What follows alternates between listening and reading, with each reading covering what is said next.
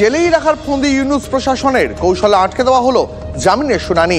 গতকালও বাংলাদেশ হাইকোর্টে হলো না হিন্দু সন্ন্যাসীর জামিনের শুনানি। আপাতত জেলেই থাকতে হচ্ছে ইসকনের এই সন্ন্যাসীকে। আগামী সপ্তাহে ফের চিন্ময় কৃষ্ণ জামিনের আবেদন জানাবেন তার আইনজীবীরা।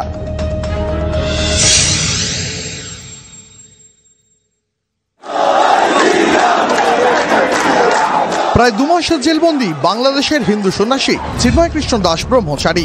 রাষ্ট্রদ্রোহিতার মামলায় গ্রেপ্তার করা হয়েছিল ইসকনের এই সন্ন্যাসীকে।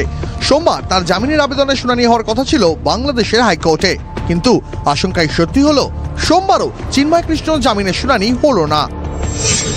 বিচারপতি আতোয়ার রহমান এবং বিচারপতি আলী রেজার ডিভিশন বেঞ্চে শুনানি হওয়ার কথা ছিল। মামলার কার্যতালিকায় 306 নম্বরে ছিল ইসকন সন্ন্যাসীর জামিনের আবেদন।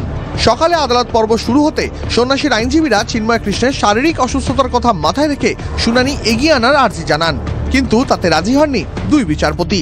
আদালত স্পষ্ট জানিয়ে দেয়, যেদিন তালিকায় আসবে সেদিনই শুনানি হবে। বিচারপতির প্রশ্ন, চিন্ময় কৃষ্ণ ভিআইপি নাকি যে তাকে বাড়তি সুবিধা দেওয়া হবে? বিচারপতিদের কথায় বিস্মিত চিন্ময় কৃষ্ণর আইনজীবীরা। এর আগে 3 বার তার জামিনের আবেদন নাকচ করেছে চট্টগ্রামের আদালত। তারপরেই তার জামিনের জন্য আবেদন করা হয় হাইকোর্টে, অথচ সেখানে জামিনের শুনানি হচ্ছে না। আশাহত বাংলাদেশের হিন্দু সংগঠনগুলি। আমরা দেখছি কি শুরু থেকেই টার্গেট করা হচ্ছে, যারা ওনাকে মেডিসিন দিচ্ছে, ওষুধ দিচ্ছে, ওদের পর্যন্ত কেউ গ্রেফতার করে নিয়েছে। একটা জেলের পরিস্থিতি তো খুব ডেঞ্জারাস, ওখানে ক্রিমিনালরা থাকে, ওখানে সাধু থাকার জায়গা নয়। আমরা এটাই আশা করতে পারি কি হাইকোর্ট তাড়াতাড়ি ওনাকে বিচার দিয়ে মুক্ত করবে। গত 25শে নভেম্বর গ্রেপ্তার করা হয় বাংলাদেশ হিন্দু ঐক্য মহাজোটের আহ্বায়ক চিন্ময় কৃষ্ণকে। রাষ্ট্রদ্রোহিতার মামলায় তাকে ঢাকা বিমানবন্দর থেকে গ্রেফতার করা হয়েছিল। গত 26শে নভেম্বর তাকে হাজির করা হয় চট্টগ্রাম আদালতে। সেদিন থেকেই চট্টগ্রাম কারাগারে বন্দী তিনি।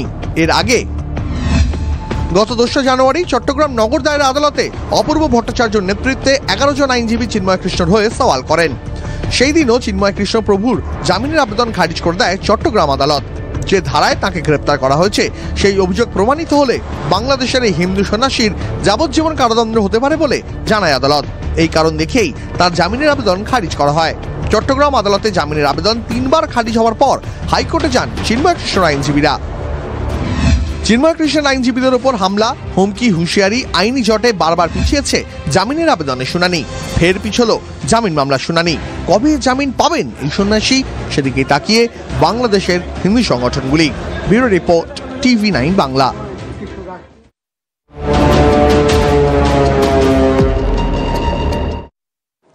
দ্বিতীয়বার মার্কিন প্রেসিডেন্ট হিসাবে শপথ নিলেন ডোনাল্ড ট্রাম্প।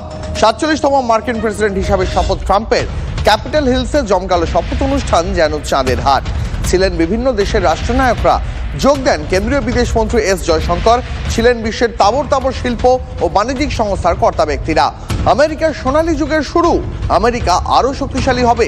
সীমান্ত সুরক্ষা ও মার্কিনীদের নিরাপত্তায় প্রাধান্য পাবে। শপথ নিয়ে বার্তা ট্রাম্পের।